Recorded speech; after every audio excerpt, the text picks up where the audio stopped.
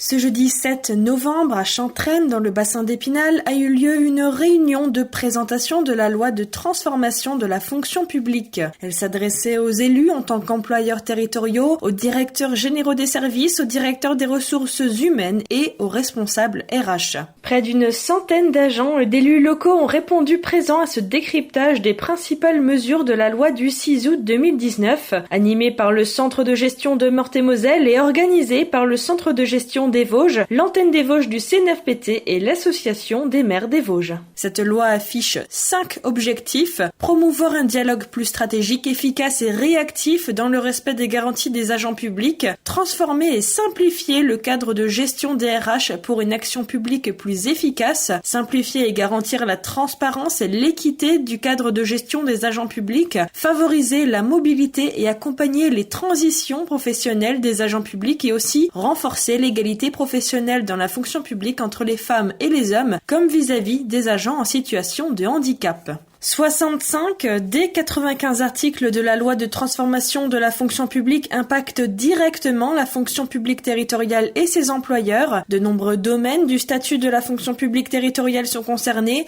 réforme des instances de dialogue social, du cadre déontologique, élargissement du recours aux contractuels, harmonisation de l'échelle des sanctions disciplinaires, mesures facilitant la mobilité, l'égalité professionnelle entre les femmes et les hommes, ainsi que les parcours professionnels des personnes en situation de handicap. Vous retrouverez sur le site internet du CDG 88 un article concernant cette réunion et contenant un document de présentation synthétique des principales mesures concernant la fonction publique territoriale. La gestion des ressources humaines dans l'ensemble des collectivités territoriales va être rapidement impactée par ces nouvelles mesures législatives. L'objectif est de pouvoir se saisir très tôt de ces évolutions législatives sans attendre la publication des décrets d'application et des ordonnances prévues par la loi et qui doivent intervenir dans les prochains mois.